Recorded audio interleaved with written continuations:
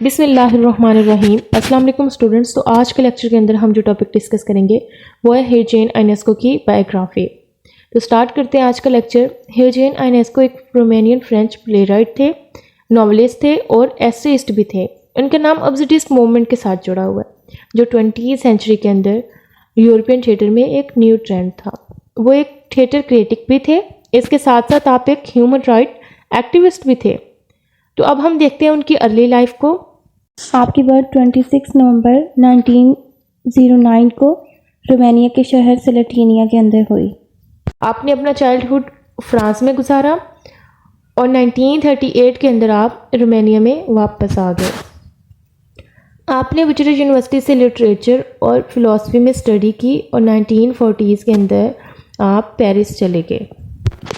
ह्यूजेन आयोनेस्को के फादर का नाम थियोडोर आयोनेस्को था और आपकी मदर का नाम थेरेस सेटल जो कि एक फ्रेंच टीचर थी और आपके फादर एक लॉयर थे। जिस वक्त आयोनेस्को की एज 13 ईयर्स हुई तो उसकी फैमिली ने मूव कर लिया। कौन सी जगह पे? फ्रांस की तरफ आपने मूव कर लिया। अगर हम उनके लिटरेरी करियर को देखें तो आपने 1930s के अंदर फर्स्ट टाइम अपनी राइटिंग्स का आगाज़ किया था और आपने पहला ड्रामा लिखा जो 1950s के अंदर पब्लिश हुआ। 1948 में ह्यूजेन ने अपना फर्स्ट प्ले लिखा जिसका नाम था ले कंट्रैक्टरी चॉक। ये प्ले उन्होंने फर्स्ट टाइम लिखा जो अब्सोल्यूटिस्ट मूवमेंट का एक राज करता है। और आपके अगर हम फेमस प्लेस को देखें तो उनके अंदर राइनोसोरस आता है जो कि उनका मोस्ट फेमस प्ले है। 1959 के अंदर आपने इसको लिखा। द बैलेट सोप्रानो 1950s के अंदर आपने लिखा। द लेसन 1951 के अंदर लिखा। द चेयर्स 1952 के अंदर आपने लिखा। आप ह्यूमन कंडीशन, सोसाइटी और पॉलिटिक्स पर तनकीद भी करते थे। और अगर हम उनकी अचीवमेंट्स को देखें तो 1969 में आपको Austrian state prize for European literature मिला और 1970s के अंदर आपको मोनास्को प्रिंस पियर अवार्ड भी हासिल हुआ।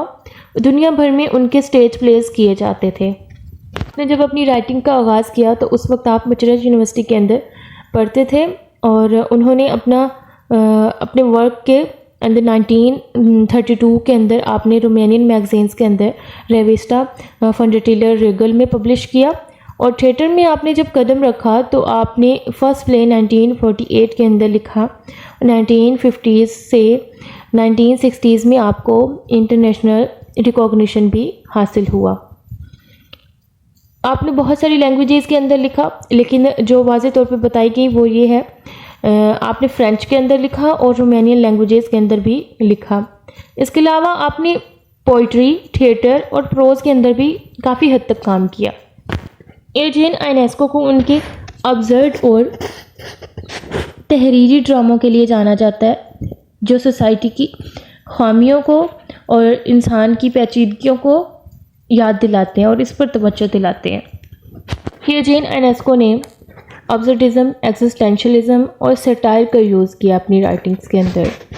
अगर हम उनके राइटिंग स्टाइल को देखें तो ह्यूजेन आयोनेस्को का लिखने का जो अंदाज़ है बहुत ही मुनफरिद था, बहुत ही अनोखा था, बहुत यूनिक था। और यहाँ पे हम कुछ चीज़ें उनकी देखते हैं, उनकी जो राइटिंग्स हैं उनके जो मौज़ूआत हैं यानी कि थीम्स को देखते हैं कि उन्होंने क्या कुछ लिखा और कौन से थीम्स पर उन्होंने लिखा। उनकी राइटिंग्स के अंदर absurdity, illogical dialogues and unpredictable events और social commentary, abstract and symbolic language को यूज़ किया आपने, कम्प्लेक्स करैक्टर्स को यूज़ किया। ये थे उनके राइटिंग्स के थीम। आयोनेस्को के ड्रामों के अंदर अब्सर्डिटी की खसूसियत बहुत ज़्यादा देखने को मिलती है जो हकीकत और गैर हकीकत के दरमियान जो लेटर्स हैं उनको मिटा कर रख देती है। और आपने इलॉजिकल डायलॉग्स का थीम रखा तो आयोनेस्को के जो करैक्टर्स हैं उनके दरमियान डायलॉग अक्सर इलॉजिकल होते थे यानी कि मीनिंगलेस होते थे। जैसे आपने जो भी ड्रामास पढ़े उनके अंदर ये चीज़ आती है कि उनकी अंदर जो भी कन्वर्सेशन हो रही होती है, जो सारी चीज़ें होती हैं, उनका कोई पर्पस भी सामने नहीं आता और उनकी कोई मीनिंग भी समझ में नहीं आता। इसके अलावा आपने अनप्रेडिक्टेबल इवेंट्स को यूज़ किया। यूनेस्को के ड्रामों के अंदर एक गैर मुतवक्का किस्म के वाक़यात और मोड़ आते हुए दिखाई देते हैं, जो स्टोरी को एक गैर यकीनी बना देते हैं।